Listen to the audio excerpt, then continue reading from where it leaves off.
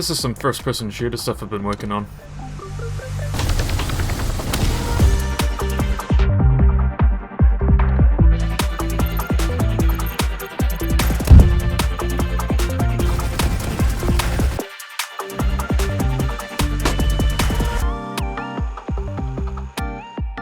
Hey lads, it's Andrew. For a while now in my free time I've been tinkering around in this project, figuring out making various different shooter game things like recoil, climbing ladders, pressing random buttons. I've always thought about making some kind of shooter game, growing up with games like old Battlefields, Call of Duties. I don't want to make a clone of them though, because that's just boring, not very creative. I played Vampire Survivors and Black Ops 1 Zombies a bit recently. I did think, what would a mix of those game mechanics look like? You know, something PvE or played solo. I don't really want to make something PvP. I'm sort of tired of the sweaty online competitive sort of stuff, but definitely been enjoying the PvE stuff a lot more. In the meantime, this little project that I've been working on, it's helped me with R&D, getting to grips with some mechanics that I haven't worked on before, like proper ladders. This project that I'm working in actually started out as a basic template from INFIMA Games, been heavily modified for my uses. There is a free to download template you can download from them on Fab. I'll leave a pinned comment on here with a link to their work if you'd like to check it out and start making your own project from scratch. I don't claim to be an expert on any of this stuff that I'm making that you see in this video right now. I just wanted to share how my learning process has been and showing you where it's all at right now.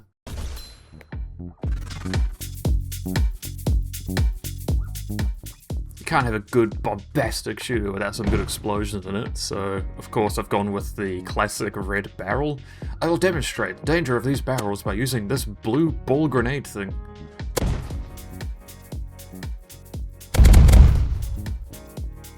Got a few different grenade types to switch between as well. Made a bunch of different variants, all from the same parent class. We got your standard fragment grenade, impact grenade, smoke grenade, fire, flash, motion sensor. That last one's not really a grenade, but the beeping changes if it's near someone. It kind of needs a mini-map, so this impact grenade, it's less radius, less damage than a normal fragment grenade, but of course you get the benefit of explodes at the moment of impact. Incendiary grenade, it's more of the area denial. It's not outright damage, as quick damaging as something like a normal frag grenade. Flash grenade, obviously for disorientation. I worked a bit on the post-processing for the flash grenade, so if I were to just flash myself with it, we got the bright white screen that you see from like Call of Duty games where the whole screen is just, it'll blind the hell out of you. And you see on the edges of the screen, it's sort of like, I made it try to pulse a little bit as if there's like a heartbeat going on. Smoke grenade right now is just a lot of the basic smoke effect particles, although I do have something that actually makes it feel more like you're in a thick volume of smoke, where it's that there's a post-processing volume that's in the smoke grenades where when you walk into it, it basically removes like contrast, it desaturates, it's almost like there's like a semi-transparent just grey wall that I've put in front of your camera to really emphasize that you're in deep smoke.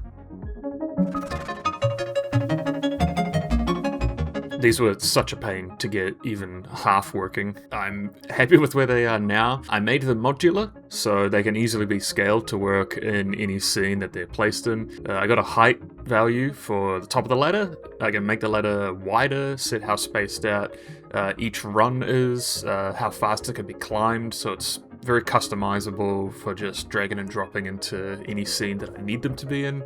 I also made sure that you can use the ladder starting from anywhere on it. So what I mean by that is that if I do a little bit of parkour and I can just grab onto the ladder from anywhere on the height of the ladder. So let's see what happens if I try to grab this ladder while falling from this high up. Yeah, I take a little bit of fall damage hitting the ladder at speed, but yeah, it's pretty good. You can also press jump while you're on the ladder, and then you just jump off the ladder at any point. I don't really like ladders in games where they sort of just lock you in very, very rigidly and that you can't do anything on the ladder until you get to the very top. I think especially in more modern first-person shooter games, I think the expectation is just more freedom of movement with this sort of thing.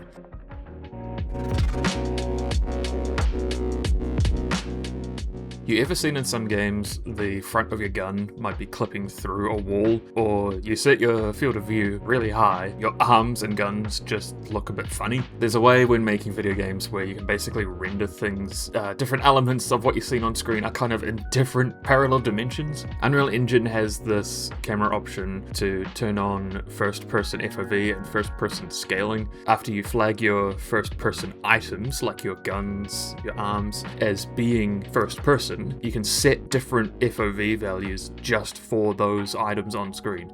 You can make the normal FOV for the world that you're looking at as high as you want, like full-on Quake FOV, but still make the gun that you're holding look more natural and undistorted. First-person scale is what stops things from clipping through walls when we get close to them. Kind of just works by, it's like anchoring its scaling point to where your camera is. So when it's scaled down, it also moves closer to the camera, appearing to us like it's the same size. And once your first-person items, your arms, your guns, once they're small enough, they won't be able to clip through anything because we can't actually get any closer to the wall than this because of our own character's collision.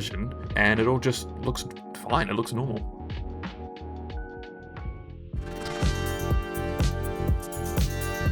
So I got some basic jumping and landing here, nothing really special. I did add a tiny bit of camera shake for a little bit more impact. A little bit hard to see unless you're really looking for it, so I'll just accentuate that. Yeah, this is rather headache-inducing. I added in my own fall damage logic. Fall from this height may slightly sprain my ankles. And a fall from this height, my spine will rapidly compress. Being able to open a parachute while you're falling and get safely glide down to the ground. Not sure if I would have a specific use for that in something that I'm making. It does feel nice just being able to just glide around in the air for long enough in one direction while you're parachuting, and you really start to sort of build up momentum.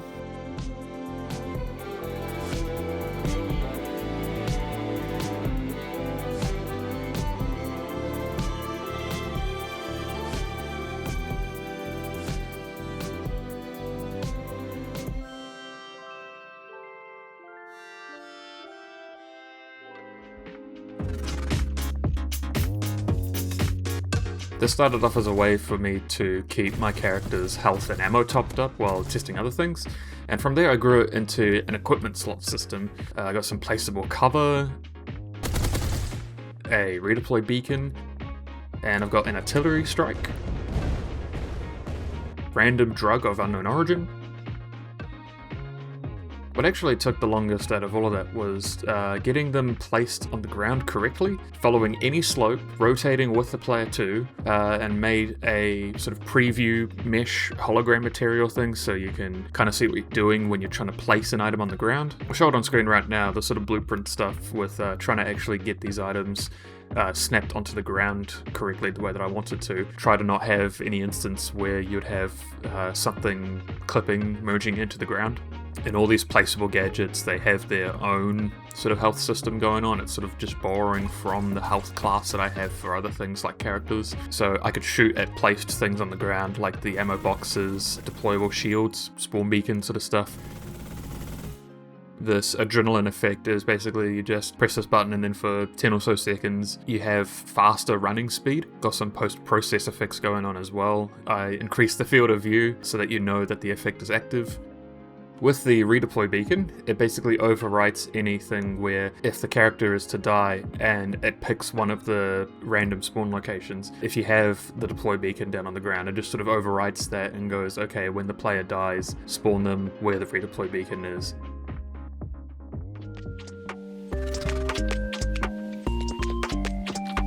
So in some shooter games, they have it so that the bullets actually sort of come out of your character's eyes. Some other games, they have it so that the bullets actually come out of the barrel of your gun. You know, there's different ways of doing it, there's no right or wrong way. In this project, I have it so the bullets are coming out of the barrel of the gun that you see on screen. And what that means is that you can be crouched up to some cover, and you have your crosshairs on screen that look like they're gonna be hitting something off in the distance, but you shoot and the bullet is actually hitting the piece of cover that's in front of you. That's where this crosshair projection stuff comes in. I'd leave it up to user preference if you want it turned on or off.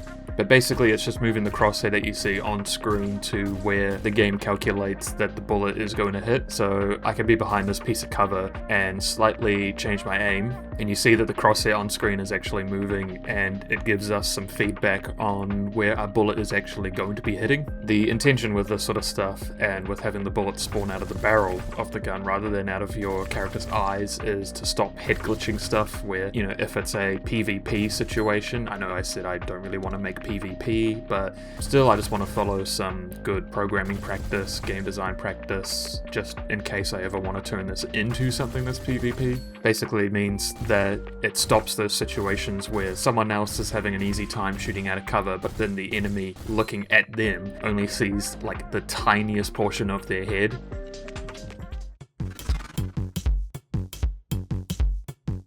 I'm just going to screw around now. I'm curious. I'm going to set the rate of fire on this gun really high, give it like almost no hip fire.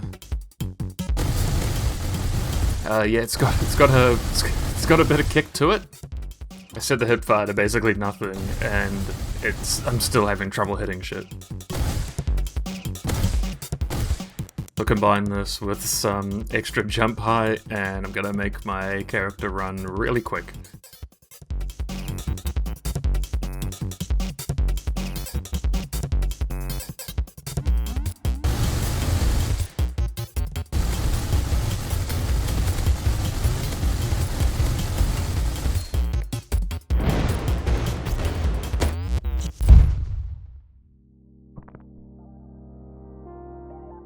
That's just some of the stuff that I've been working on in this R&D project. It's always good to just try and learn anything new that, you know, like you've not really dabbled in before. Like in this situation, like even if I'm not outright making some kind of first-person shooter, like I'm still learning programming and blueprinting stuff that will help me in any project that I work on in the future. When I can, I'm making Unreal Engine tutorials. If there was anything that you saw in this video that you would like a tutorial on, I can do my best to make that tutorial video for you. If you have any questions, please leave them down in the comments. Devlogs on any games that I'm making, behind the scenes stuff, just little things like this video. Like, subscribe, follow, share, all that good stuff. I've been Andrew. Thanks lads for watching another video. Take it easy.